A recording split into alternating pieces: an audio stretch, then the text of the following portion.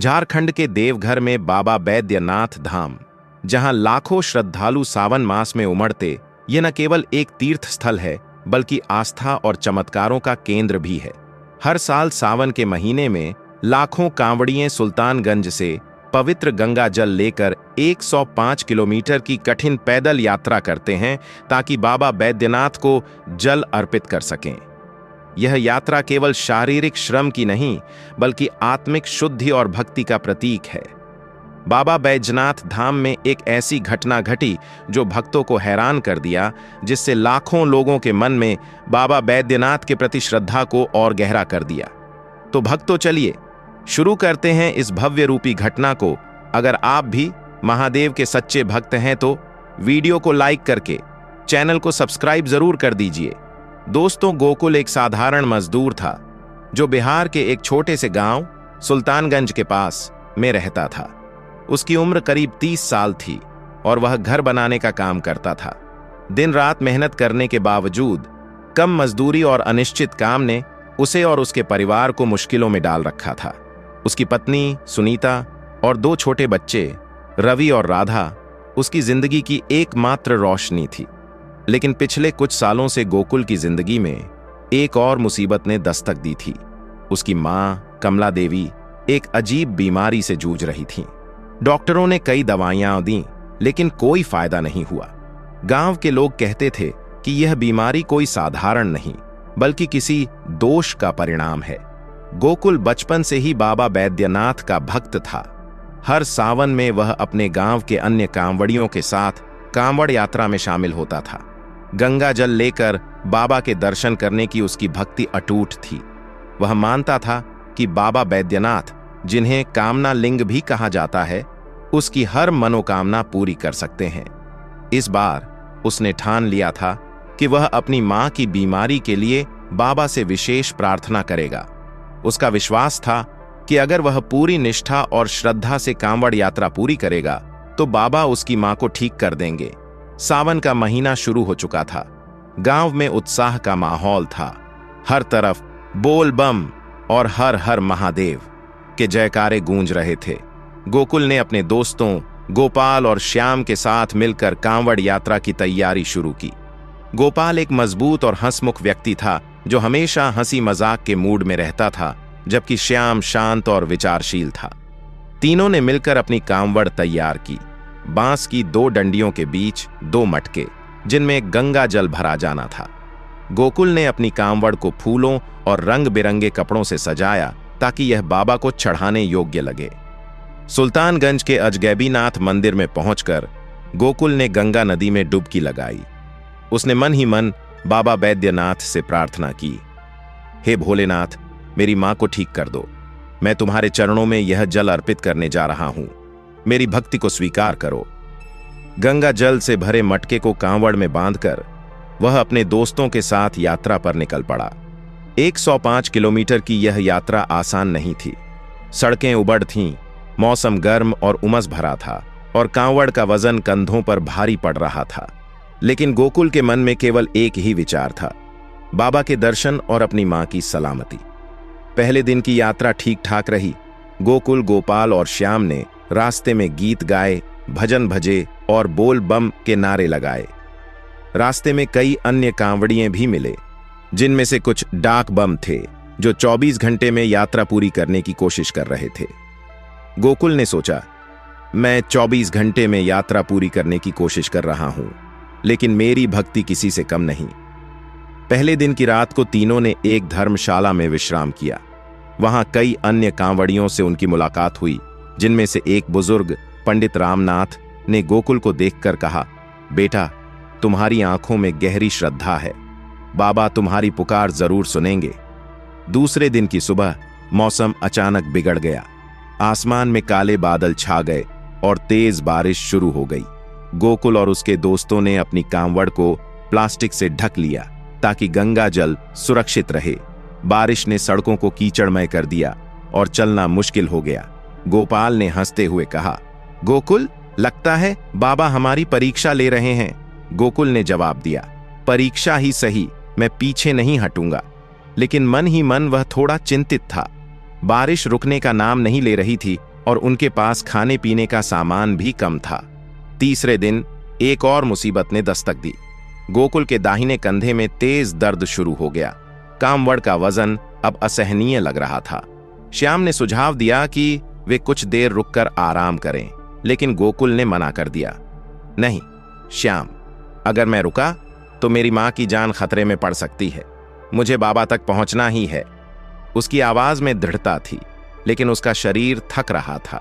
उस रात जब वे एक छोटे से गांव में रुके तो गोकुल को बुखार हो गया। गोपाल और श्याम ने उसकी देखभाल की, लेकिन गोकुल की हालत देखकर वे चिंतित हो गए। गोपाल ने कहा, गोकुल तू वापस गांव लौट जा, हम तेरी कांवड़ बाबा तक पहुंचा देंगे। लेकिन गोकुल ने सिर हिलाया और कहा, नहीं, यह मेरी भक्ति है, मैं खुद बाबा को जल चढ़ाऊंगा। चौथे दिन की सुबह गोकुल की हालत और खराब हो गई। बुखार के कारण उसका चेहरा पीला पड़ गया था और वह मुश्किल से चल पा रहा था। गोपाल और श्याम ने उसे जबरदस्ती एक पेड़ की छांव में बिठाया। तभी एक रहस्यमयी सन्यासी वहां प्रकट हुआ।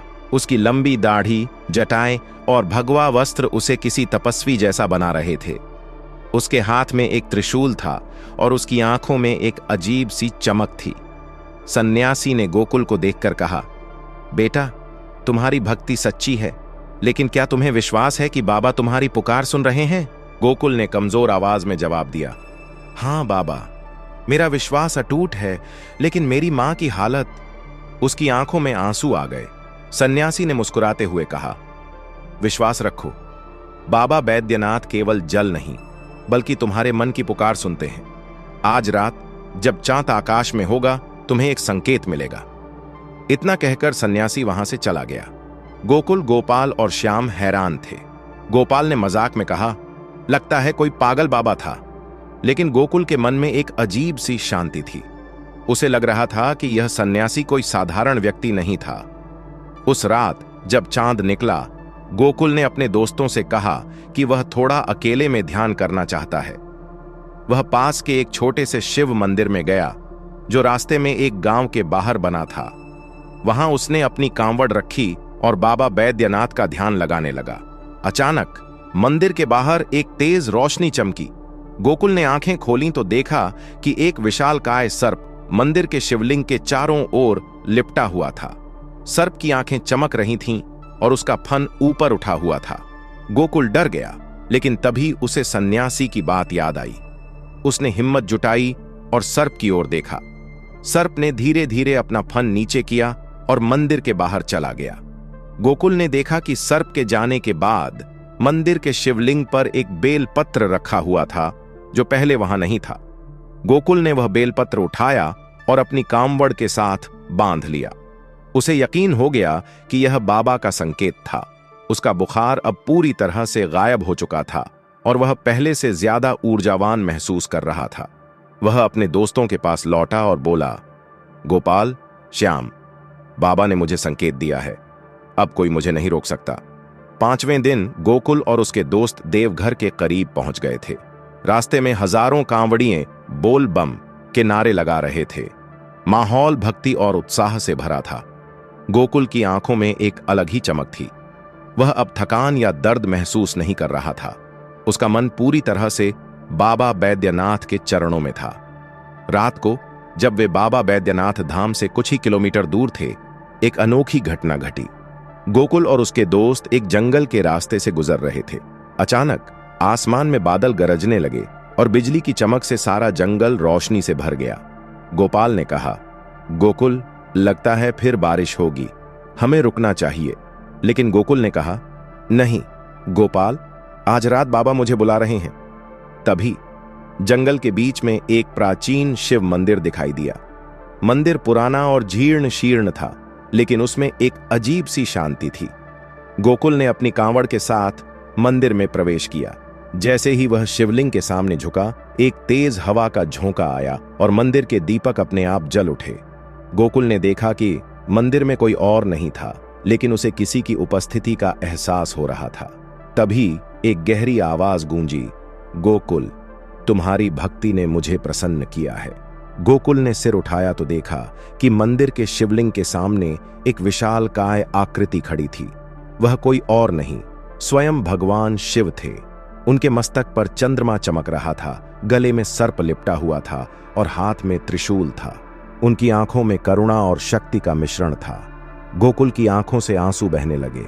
वह बोला, हे भोलेनाथ, मेरी मां को बचा लीजिए, मेरे पास आपके सिवा कोई नहीं। भगवान शिव ने मुस्कुराते हुए कहा, गोकुल, तुम्हारी भक्ति सच्ची है, तुम्हारी मां ठीक हो जाएगी।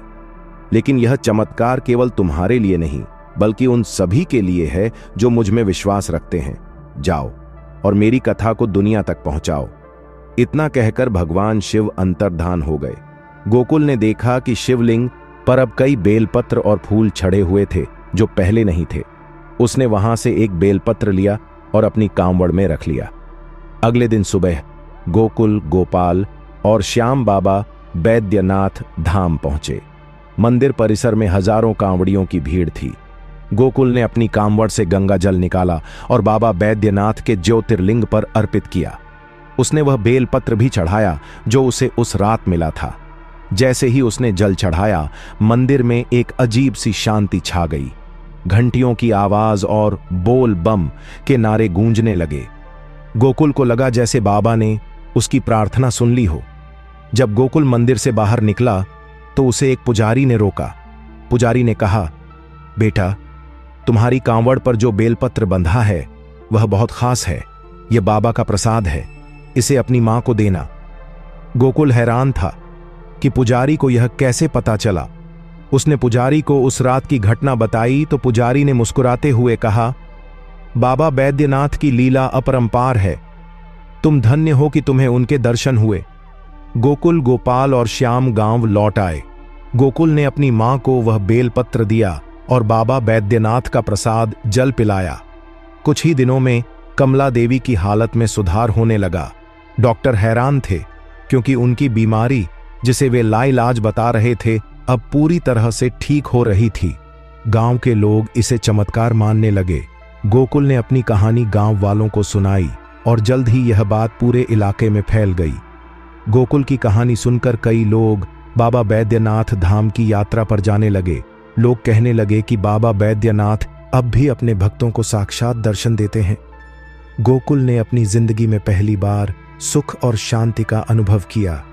उसने अपनी कांवड़ यात्रा की कहानी को एक डायरी में लिखा ताकि आने वाली पीढ़ियां भी इसे पढ़े और बाबा की महिमा को जाने। गोकुल की यह कहानी केवल एक चमत्कार की कहानी नहीं है, यह विश्वास, भक्ति और संघर्ष की कहानी है। बाबा बैद्यनाथ धाम की कांवड़ यात्रा केवल एक धार्मिक अनुष्ठान नहीं, बल्कि आत्मिक शुद्धि और ईश्वर से जुड़ने का एक माध्यम है। गोकुल की तरह हर भक्त जो सच्चे मन से बाबा के चरणों में आता है, उसे उनकी कृपा जरूर मिलती है। यह कहानी हमें सिखाती है कि जीवन में कितनी भी मुश्किलें क्यों ना आईं, अगर हमारा विश्वास और भक्ति अटूट है तो भगवान हमारी पुकार जरूर सुनते हैं।